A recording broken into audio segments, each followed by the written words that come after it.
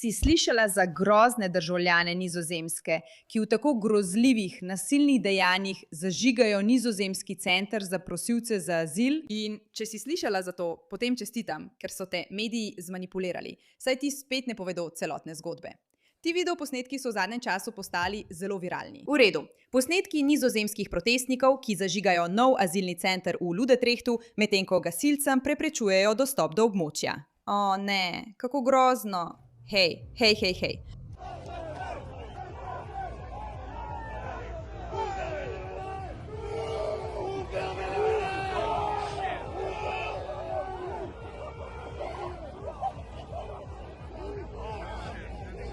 Poglej, nikoli nisem podpornica nasilja in mislim, da so požari iskreno ena najbolj strašljivih stvari na svetu. Res jih sovražim, čeprav so na nek čuden način tudi lepi. Ampak moramo razkriti, kaj se v resnici dogaja v tej zgodbi, ker je veliko huje, kot vam govorijo. Torej, najprej, kaj se je pravzaprav zgodilo v tem videu?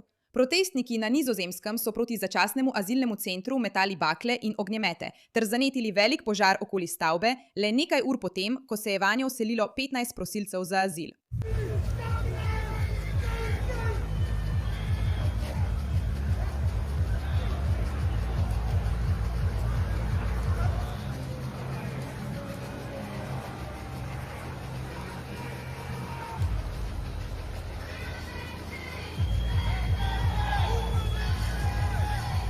Ko prvič slišite to zgodbo, si mislite, o moj bog, ti ljudje poskušajo škodovati tem prosilcem za azil.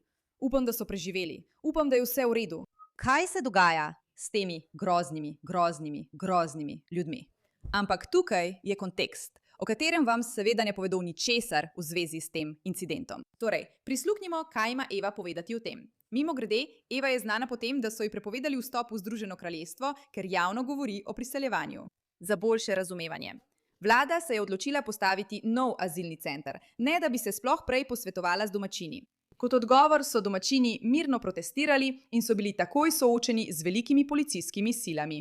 Mladi otroci so bili pretepani s pendreki, zaskrbljene državljane pa so mediji tedne dolgo označevali za skrajno desničarske ekstremiste. Tudi mene so večkrat označili za varnostno grožnjo na nacionalni televiziji, ker sem o tem enkrat tvitnila. In kar je najhuje, vlada se seveda sploh ni zmenila za pritožbe domačinov in je vseeno nadaljevala po svoji poti. Zdaj, v tem konkretnem primeru ljudje na terenu pravijo, da jim je prosilec za azil pokazal gesto rezanja grla, na kar je nekdo v odgovor vrgel pirotehniko, kar je povzročilo požar. Prav? Tipično, klasično, točno to, kar bi pričakovali. Ampak nasilje nad temi ljudmi, ki so sprva mirno protestirali strani policije, je dobesedno noro. Zdaj, od varčevanja denarja do reševanja Nizozemske, ker morate videti to vsebino, da dejansko verjamete, da je resnična.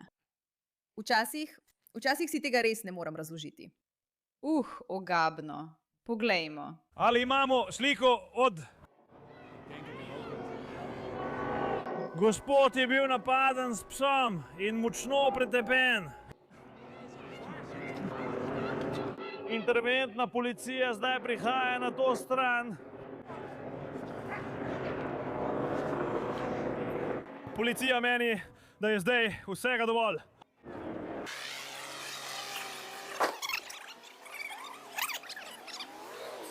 Gremo tja. Lodi!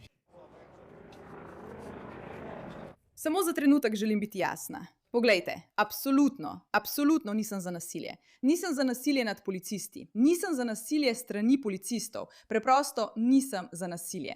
Ampak, o moj bog, to se dogaja na Nizozemskem in oni to predstavljajo tako. Poglejte to.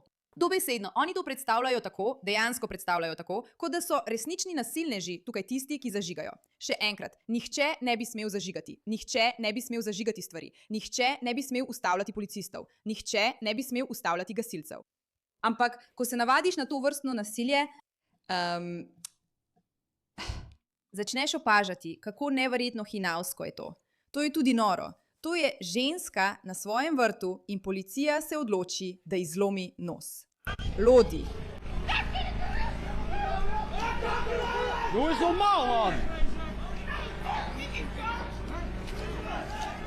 Hey, doe eens normaal! Dank je wel! Vidiš, ko se navadiš, ko se preprosto navadiš na družbo, ki pravi, da če se politično ne strinjaš z nami, je nasilje dovoljeno, imaš resen problem. In to vidimo znova in znova.